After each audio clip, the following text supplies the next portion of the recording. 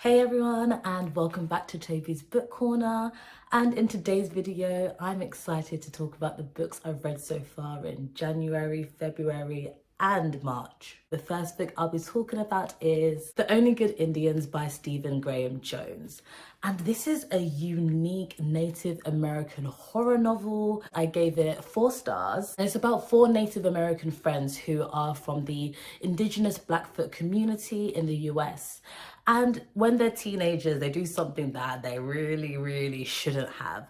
And then we follow them as they're in their adult life and how now nature is ready to wreak havoc, get revenge for what these boys did when they were younger. Oh, the words that spring to mind when I think of this book: dread, paranoia, claustrophobia. The way that Graham Jones maintains those things throughout this novel was superb.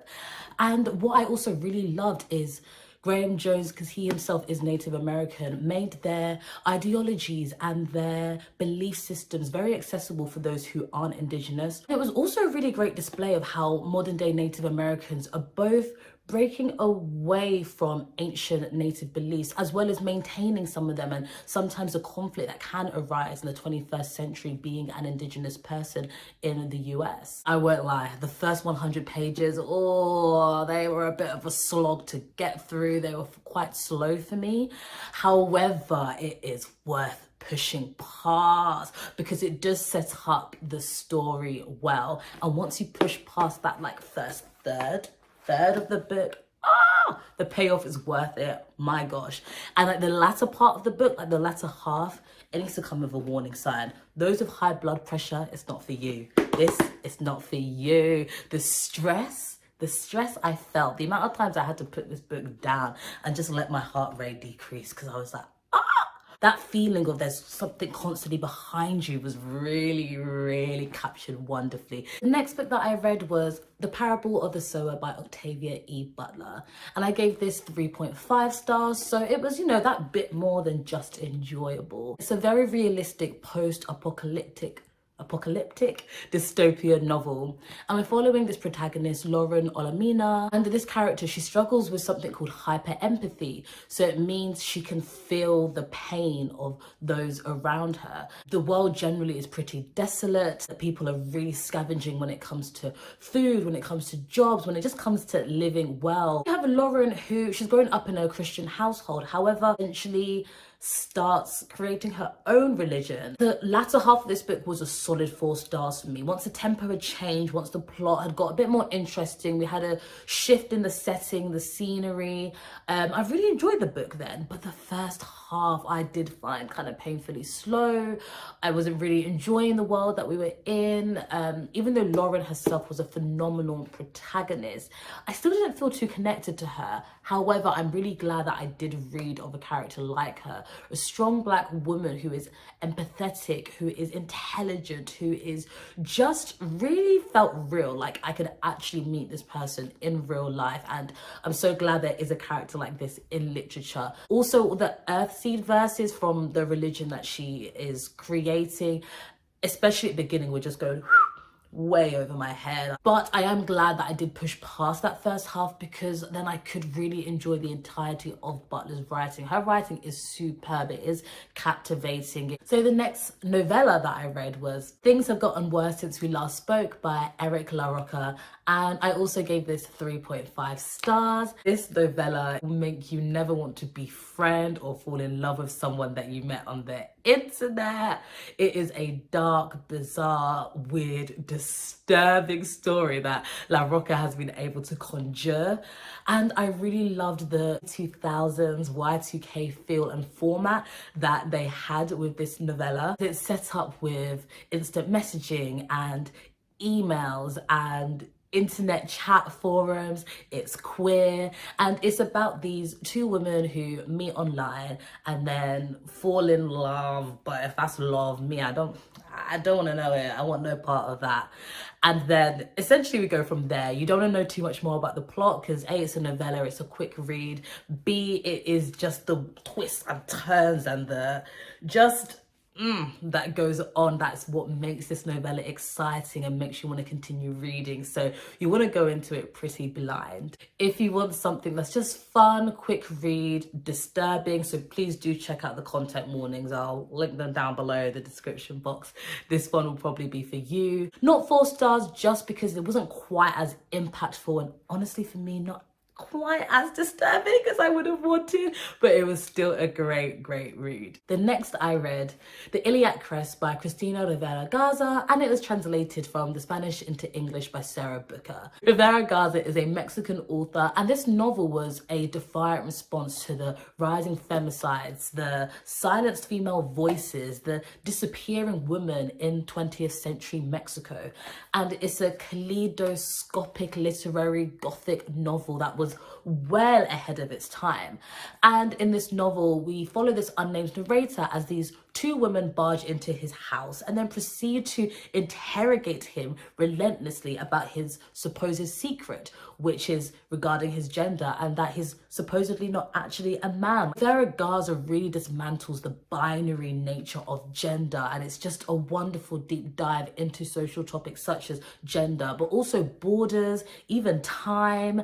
And this is a really lyrical, just masterpiece. The writing is beautiful. And what was really wonderful is the way that Rivera Garza dived into how much of language is gendered and how that really affects the way we perceive the world, perceive ourselves, perceive others, and it just affects our entire just shape and reality and society.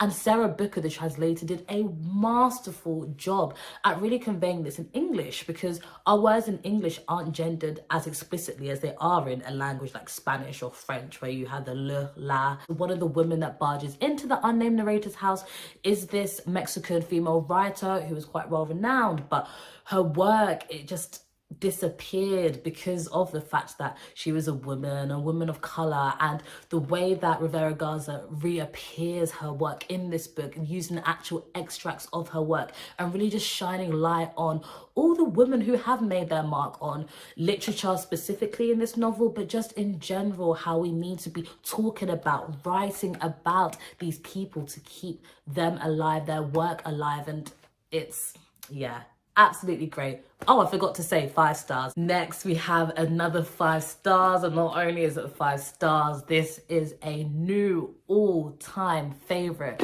and that is Know My Name by Chanel Miller. This book captured my heart. So in this book, we're following the Stanford sexual assault case, and this went viral after Chanel Miller's just incredibly moving, captivating victim statement in 2016 that BuzzFeed published, as Brock Turner, the man who assaulted her, got an extremely lenient sentencing because he's a white cis het man who, you know, is from a very well-to-do family. Really just exposed the patriarchal and racist institutions that are designed to fail the most vulnerable and to protect people in society like Brock Turner. And in this book, we don't just follow the assault itself, we then really follow the trial, and it really shows the legal system in the US and the problems that can come from that, how long and dragged out the trials can be, the way it doesn't just impact the victim, but also their family and just so many people in their lives, and it just turns their life upside down. And then people wonder why people don't want to report or take further action when they are assaulted and when something this traumatic does happen to them.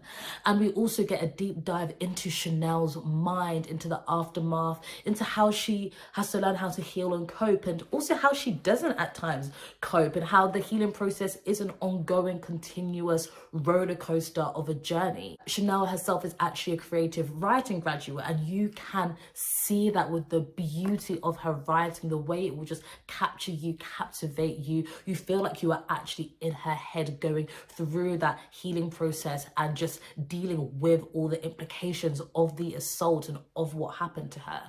And honestly, it was like rare that my eyes were dry during this reading experience. I felt seen, I felt heard, I felt hopeful, I felt angry, I felt all these different emotions. And if you've been through anything similar to what she has, it can be both triggering to read about, but also cathartic, just to know that, oh wow, some of these feelings I had, like someone else went through that too, and it can just be quite reaffirming. And it's, regardless of if you can relate or if you can't, this is an incredible book, and one I genuinely would recommend to every single person to read.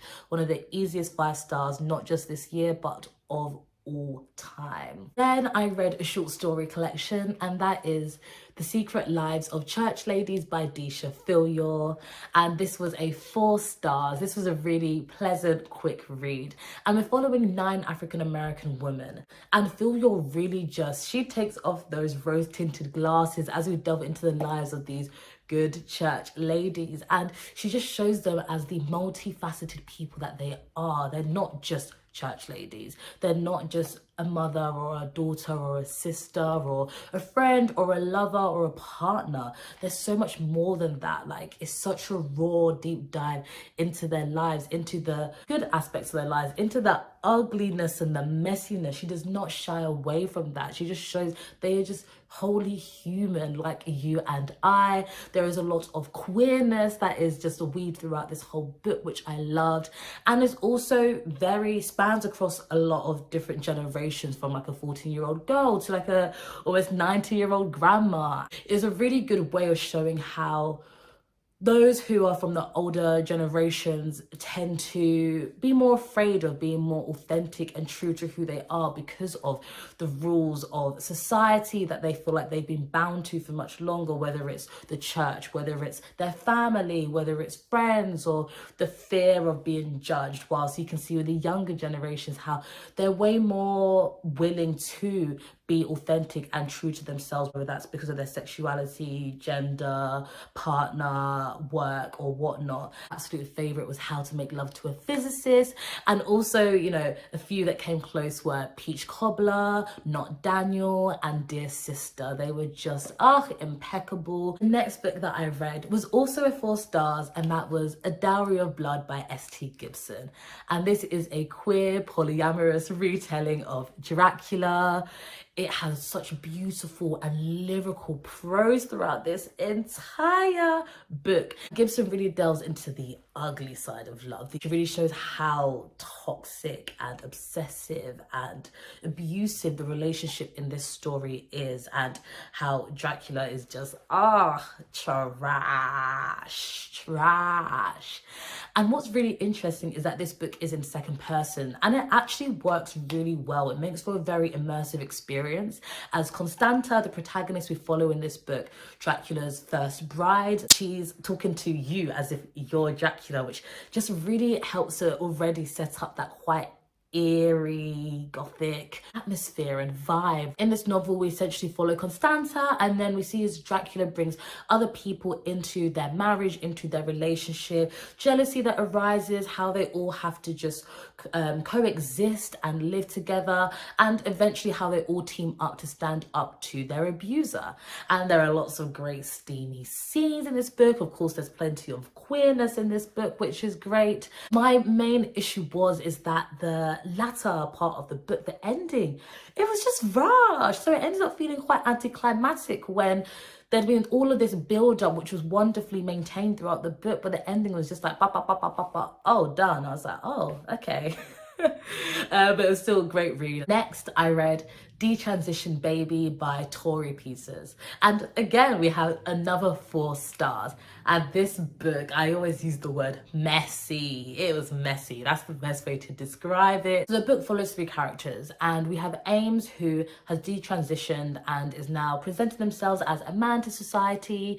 And he gets his boss slash kind of girlfriend pregnant, which was very unexpected, but he's really struggling to reconcile with the idea of and the concept of fatherhood, as although they do transition, they still see themselves as a trans person. So they end up getting into contact with their ex-girlfriend Reese, who is a transgender woman and has always wanted to be a mother, and gets in contact with her and is like, hey, do you want to be a part of this, I guess, non-nuclear queer family, as he feels that having her there will help him be able to reconcile more with being a parent to this child. And so then we go about as all three of the characters, so Ames, Reese, and then Katrina, his boss who is pregnant, as they all try to reconcile the idea of this queer, non-nuclear, very, you know, modern 21st century family. And then Peters uses that story to really explore the trans experience, to explore fetishization, to explore womanhood, to explore motherhood, transgender social issues, gender dysphoria, and Peters does it with wit, with humour, with irony, with compassion, and it just creates for this really unique tale, and I've never read anything like it. Not necessarily the most enjoyable read, but a really good read, if that makes sense. Next, we have The Push by Ashley Audrain, and this was 3.5 stars. It's kind of marketed as a thriller, like you could kind of say psychological thriller, but if you're expecting a fast-paced, action-packed thriller, nah, not the one for you. This is more of a intense psychological family drama. And we're following this woman who, she falls in love with someone at college and they get married and he wants to have kids. She's very like, I don't know how I feel about that, because both her mother and her grandmother, they weren't very good mothers, and she's scared that will be the same case for her. However, you know, she loves her husband, who is trash, by the way. And she's like, hey, fine, let's do it. Has her daughter cannot connect with her. And she's like, oh no. And she feels like there's something wrong with the daughter, but the husband's just constantly gaslighting her, being like, no, you're just imagining things. You're the one being a bad mother, nothing wrong with the daughter. But then she has a son, and once the son is born, they connect like that. She feels all the love that she should. And then we're going on in this novel as we're trying to figure out, is there actually something up with the daughter, or is it just her, and just because of her own trauma projected onto her daughter and she can't get past that? There are definitely content warnings for this, so I will be linking them down below. I've seen from some reviews, people who are parents themselves can find some scenes very, very difficult to read. You have an unreliable narrator, so you're really unsure whether is the daughter a sociopath, a psychopath, or is it just the trauma and the intergenerational trauma, the mental health that the mum is dealing with that is causing her to perceive her child in such a way? The ending will be quite polarizing. If you're someone who enjoys very little ambiguity, you want it to all be kind of wrapped up and know exactly like what's going on, then you'll really love this ending. It was a really quick read. I flew through it in 2 days and I almost was gonna give it a 4 stars. It's just that by the time I did finish it and like kind of like let my feelings, thoughts on it settle for a couple of days, I kind of felt I was maybe just that tad bit underwhelmed. I just wanted a bit more of an impact, so gave it a solid 3.5 stars. Okay, I'm back. Had some technical difficulties, but here we go again. So next I read Temporary by Hilary Leichter. And this is an absurd, surrealist commentary on capitalism. It's a very hyperbolic, wacky novella. And it really shows how people's jobs and their careers often define their identities. It shows their value in society. And we really follow this temp worker as she has increasingly bizarre temp jobs to fill in, as she's trying to accomplish this idea of steadiness. Like that's the ultimate goal by having a permanent job or career. We follow her as she's swabbing the decks on a pirate ship, as she helps to assist an assassin, as she has to shine the shoes of a closet with never-ending amount of shoes. Like very, very out there, the concept of this novel. But it just really shows how a lot of jobs in our society is simply pointless and dehumanizing, and how just jobs, careers, capitalism is just so all-consuming in this, well, capitalist world that we live in. Some of the commentary was just a bit too on the nose for me. Some of the satire and like quirkiness, you know, not like the other girls, was a bit forced at times. But overall, I felt like this was a really just refreshing, unique take on that capitalism commentary. There were some really, really hard-hitting quotes and lines in this book that will stick with you. So although this was 3 stars and is the lowest rating I've given so far this year, I mean, it was still a good read. Like, I'm still happy I read it. It's just not one that I would shout about and be like to everyone, you must read this. Then I read Kitchen by Banana Yoshimoto, and it's translated from the Japanese into English by Megan Backus. And Kitchen itself is a novella, and then there's a short story at the back called Moonlight Shadow. And both of these stories really capture grief, loss, sorrow. Kitchen itself follows this girl who lost her grandma, who is her last living relative. She's really suffering after this loss. She's grieving. She doesn't know where she wants to move to until a boy who attends the same college as her and also works in the flower shop down the road, which her grandma used to visit like every week or fortnight, knocks on her door one day and is like, you're struggling, you're going through it, come and live with my mum and I and sort yourself out. And she accepts, and we go from there. And although Yoshimoto does a wonderful job of just really capturing the all-consuming nature of grief, and she also shows that light and the hope that one can have even in such a traumatic and difficult period of time in your life, how you can still have this overwhelming just gratitude for life and being alive, and there are still those glimmers of happiness throughout such a dark and gloomy period. However, the one thing with this novella is that the transgender character Eriko, because this was published in, I want to say 1987 in Japan, so it was definitely progressive for its time, but the vocabulary used and the depiction at times and the misgendering of the transgender character definitely would not be okay if it was published now. However, it was a 5 stars for me, because not just was the writing beautiful, just very to the point, but then also the way magical realism was sprinkled throughout in a very subtle manner. Not too much plot is actually going on. It's more vibes, it's more of a character study, it's more about relationship dynamics. And then you have Moonlight Shadow, which is a short story at the back end. This one, the magical realism, it comes through hard, but it's done again in such an ethereal, unique, beautiful way. Grief really, like the way it can just consume your life and your behavior can completely transform because of it. You really see just the way it can impact just how you interact with the world, yourself, those around you, and in ways you don't even notice. This one was even more, I'd say, hard-hitting than Kitchen itself. Even though it's a short story, Yoshimoto just gets across what she needs to in that really short space of time. And then next I read The Ice Palace by Tarjei, and it's translated from the Norwegian into English by Elizabeth Rokkan. I gave this a 4 stars. So this book is about 2 young girls in the Norwegian fjords. They live in this very small village. One of the girls is new to the village, and where it's, you know, very small, everybody's in each other's business, everyone knows each other. It's like, ooh, who is she? What is she about? And she's just lost both her parents, so she's moved in with her aunt. And then we're following another girl who's like the most popular girl at the school, Sis, and she's very intrigued by this new girl who comes in and seems to not really care about fitting in and joining in with all the other girls and boys in her class and people. And then they strike up this really, really intense friendship in the span of one evening.